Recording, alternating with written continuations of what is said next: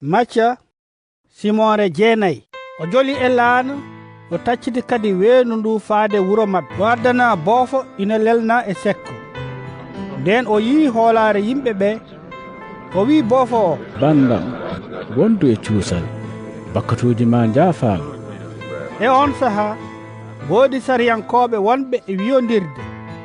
o gorko nana yenna Allah o faami miijooji maɓɓe o wi holi ko waɗi oɗon jogoo ɗi miijooji bonɗi e ɓerɗe mon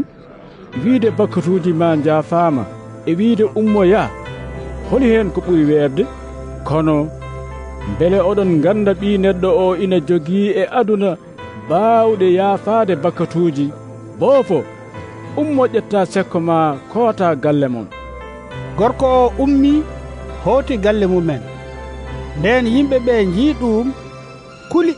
ngoni e yettude Allah sababu nde ko rokki yimɓe baawɗe baaɗe noon ko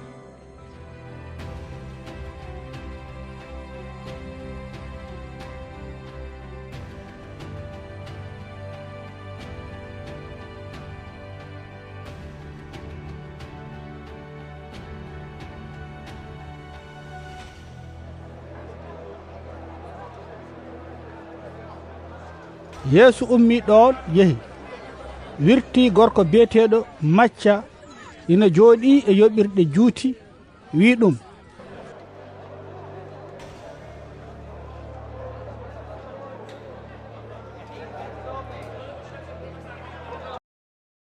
rew e am Matta ummi rewi e makko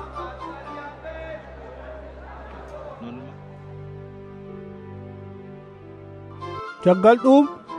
o woni o ñaamde e nder galle Matta rendinooɓe juuti heewɓe e bakkadinooɓe ngari ina ñaamde e makko kanko e almuɓe makko farisa en ɓe njii ɗum ngoni e wiide almuɓe makko ɓe holi ko waɗi ceerno mon ina ñaamde e rendinooɓe juuti kañum en e bakkodinooɓe o nani ɗum o wiiɓe wonaa celluɗo sohli cafroowo ko ñawɗo njehee njanngoyon ko ɗiiɗo bindi pirti jiɗmi ko jogodiron jurum kono wonaa sadakeeji gati addanimi noddude feewɓe addimi ko noddude bakkodinooɓe e on sahaa almuɓe yaya ɓattiimo naamnimbo ɗum ɗo holi ko waɗi minen e farisi en ɓe amin koora te almuɓe ma ɓe koorata o jaabiɓe o wi mbele damboɓe ina mbaawi yunginaade tawa jomaajo gorko ina wondi e mumen ma sahaa ar ɗo ittete e hakkunde maɓɓe e on sahaa maɓe koor hay gooto ɗakkata fallaare hesere e wutte kiiɗɗo nden fallaare hesere nde ñortat wutte kiiɗɗo o ceekol ngol ɓeydo te kadi hay gooto loowata ndiyam resen kesam e sumalleeji kiiɗɗi nden ɗi pusat ndiyam resen ɗam rufa ɗi mbaase ndiyam resen kesam loowete ko e sumalleeji kesi mbele fof ina fandine ɗo haalanta ɓe ɗin konnguli ɗo gardiɗo batirde gooto yetti dicci e yeeso makko wi ɓingelam dewel maayi joni kono aɗa fawe maggel jungo ma ngel wurtat Yeesu ummi rewi e makko kañum e almuɓe mum debbo gooto e linnooɗo ko fotino duuɓi 12 rewi caggal makko memi ceɓɓal wutte makko ngati kanko debbo o omo wiyatno hoore makko hay so dañmi tan ko memde wutte makko mi sellat Yeesu yecciti yiimo wi banam debbo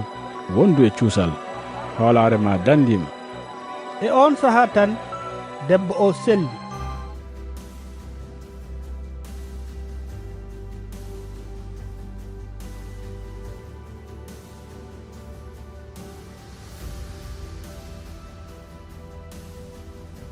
Yeesu yetti galle gardiɗo batirde nden o yi wurtoɓe corumɓe ɓe ina pewnitani wirwirde nde te yimɓe ɓe ina jirgiti o wi jalte boowal gati suko debbo o maayani ko ɗaani ɓe ngoni e jalde mo nden yimɓe ɓe jaltinama boowal o naati e nder suudu he o jaggi e jungo suko debbo he ummi on kabaru sari e diwan he fof no fotiri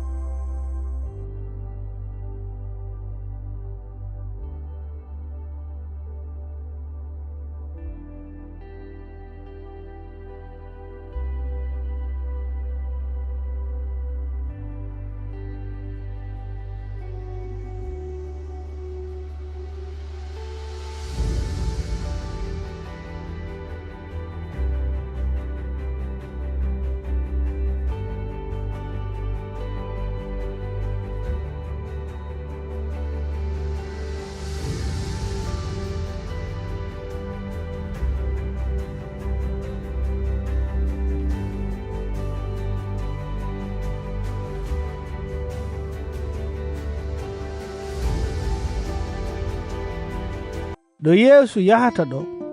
wumɓe ɗiɗo ndewi e mum ina ngulla ina mbiya, Taanum Dawuda, yurmo min. nden o yettima galle.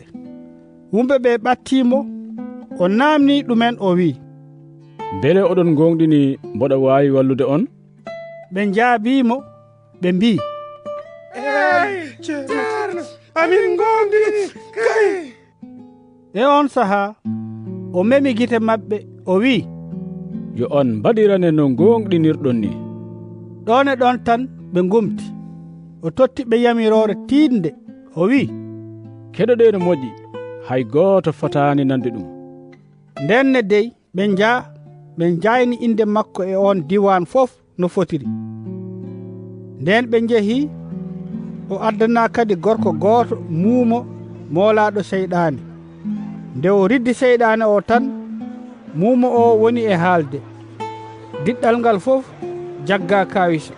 woni e wiide, ko wayni meeɗa yiyeede e Israila. kono Farisee en ɓe kañumen goni e wiide, ko mawɗo seyɗineji o riddirta seyɗineji ɗi. Yeesu naati saare yo saare, wuro yo wuro, ina jangina e nder batirɗe, ina yeyna kabaru moƴƴo paatuɗo e laamu Allah o, kadi ina sellina kala ñabbuli e kala rafiiji. nde o yi yimɓe ɓe, ɓernde makko heewi yurmeede faade e mumen, ngati koɓe faynoɓe te ɓe ngala ballo, ɓe mbayno kono baali ɗi ngala gaynako ni. e on saha o wi almuɓe makko ɓe, gese ɗe moƴƴi kono soñoɓe kewani, nden noon ñaagoɗe joom gesa o yo ɓeydu soñoɓe.